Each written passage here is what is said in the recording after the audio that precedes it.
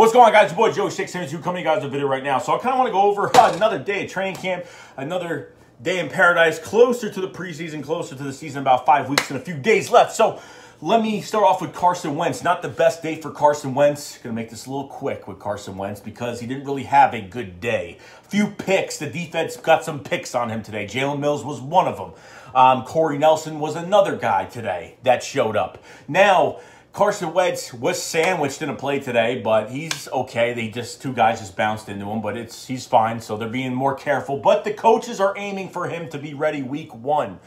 So not every quarterback is going to have, no one in this league is perfect every day in training camp. Shit's going to happen, okay? Shit's going to happen, okay? So you don't have to worry about Carson Wentz too much. He'll be ready. He'll be good to go. And I have all the promise in the world that he's going to be fine. And how he looks, I've watched some of his individual drills, doing his elusive little pocket movement. I mean, he looks better than he did last year. He looks better, and that's what he's supposed to be. Better than the year before. That's how every player should be. Better than the year before. Now, I want to go to the offensive line. And now, I want to talk about one guy that we drafted 2 years ago. Isaac Seumalo has been a total disaster in this offensive line. Number one, he started left guard for us prior to preseason, and that was supposed to be our guy. Then Wisniewski came in, took the job from him. Isaac Seumalo has been horrible at left guard. So the Eagles officially moved him to center today. And guess what he did today? He absolutely did horrible. He hiked the ball, snapped the ball, whatever, over the quarterback's head a few times today. The coaches were in his face. The coaches were pissed off. Isaac Seumalo has been a disappointment. And unless we need depth on this team, what's going to save him to be on this roster is, yeah, we might need depth. But other than that, he'd be off this team. And I don't think he's going to last another year. Maybe he'll slide this year into the starting role. No, not the starting role. Just a regular backup role for Jason Kelce. At center, at most. You have another guy that we drafted in the 5th or 6th, I think the 5th round last year, this past year, Matt Pryor from TCU, left guard and a center. He played left guard for TCU, the same school that Halapoulivaati Vaitai went to, and the coaches love what he brings to the table. For a big guy, he is very quick at pulling. He's very quick on his feet. For a big guy, he can run downfield. He can do it pretty much almost anything in that position.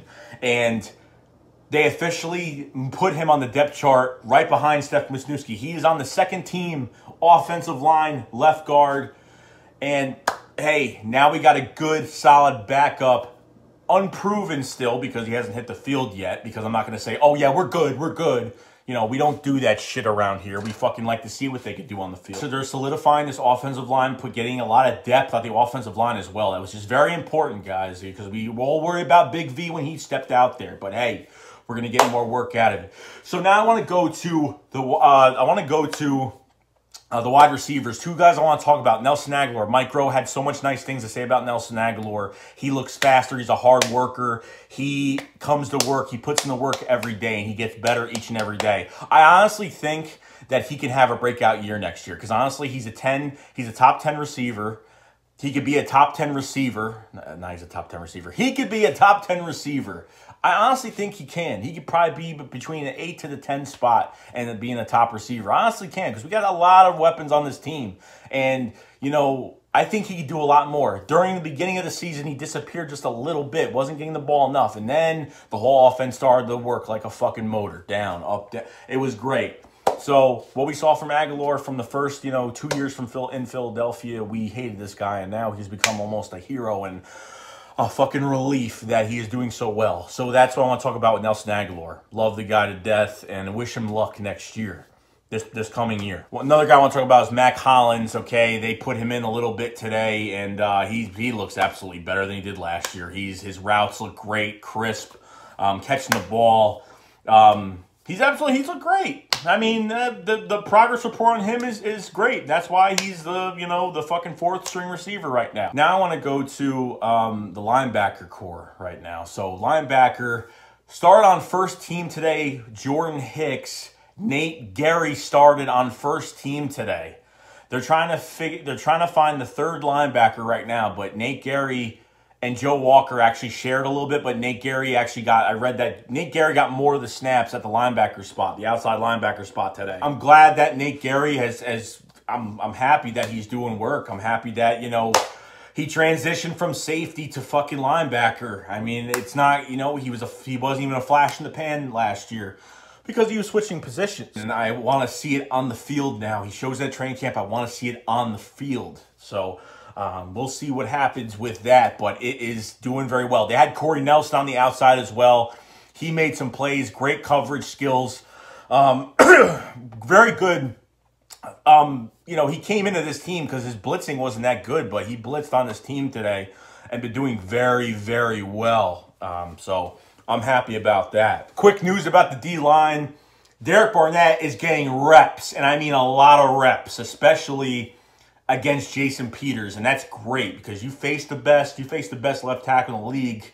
You could beat the left tackle in the league, hey, you're going to do fucking absolutely amazing. So Derek Barnett is getting a lot of reps against Jason Peters, which is fucking awesome. And he needs to work.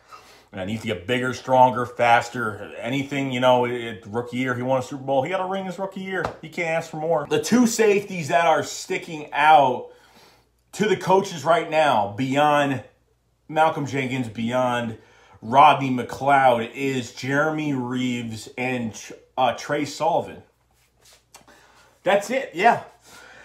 Trey Sullivan, if he can make this team, I mean, awesome. We need a third safety to get some reps. Trey Sullivan has just had a problem with you know, not being consistent. You know, he had those two big hits. I've said this a million times. Had the two big hits last year against the Packers, put two people almost on injury reserve last year.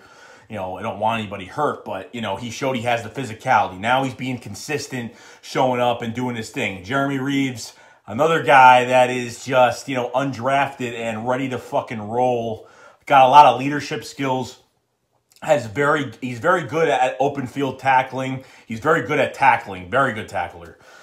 So I got to see more. Okay, I got to see a lot more from them on the field for preseason. So to see Jeremy Reeves and Trey Sullivan step up, it makes me happy. So hey, maybe they don't have to bring Corey Graham in. Maybe they will. Maybe they won't. We will never probably know until preseason. If they don't sign Corey Graham by the middle of preseason, then I would think, yeah, maybe it's not going to happen at this time. Now I want to go over these fucking cornerbacks. Oh, man. I have been so happy with the way they've been playing. And today, Jalen Mills looks like he's never going to lose that fucking job, okay? Jalen Mills has even looked better this year. They've been putting double moves on him. He's been a lot better. And Jim Schwartz loves the kid for his swagger, his shit-talking, and the way he plays the game and just how powerful he is with his play. You know, he does not give up in games, you know, and if he fucks up on a play and has, you know, gives up a big catch, he comes back with a vengeance, and it's happened a few times this year.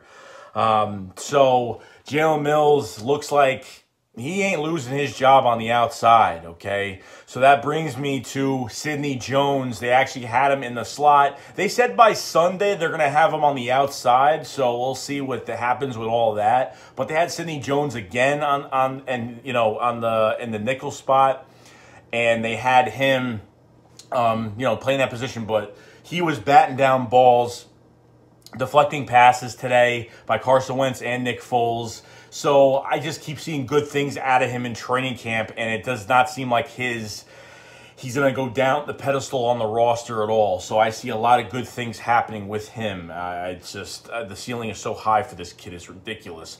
Now, my other favorite, Devontae Bosby, played nickel again today, started in the nickel again today, and broke up a few passes today. Again, another few stops by Devontae Bosby, this come up kid. I'm going to call him the fucking come up kid because he's on a comeback from being a nobody to probably being somebody on this team, and it's happening seriously.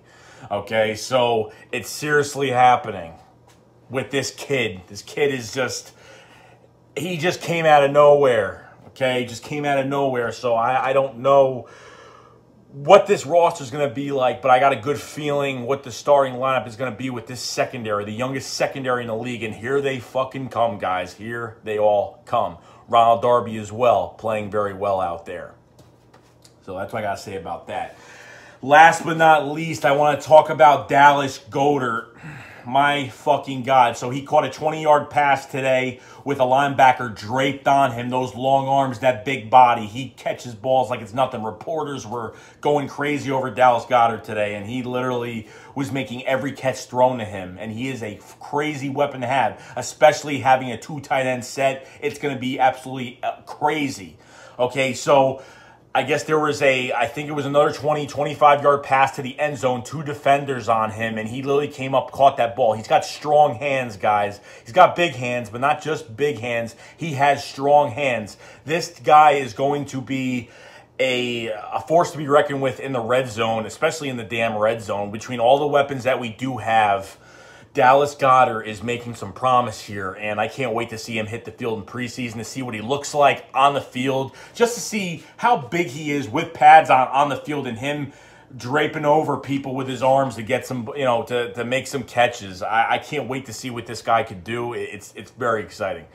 So that's really all I got to say, guys. That's about it today. Like I said, thank you so much for supporting the channel and everything. I hope everyone has, a good, is having a good weekend. And not long until preseason, guys, so we actually watch some football. So I can't wait to see what this next week brings. So, let's see what happens. So that's all I really got to say, guys. So shakes gone up, fly, let's fly.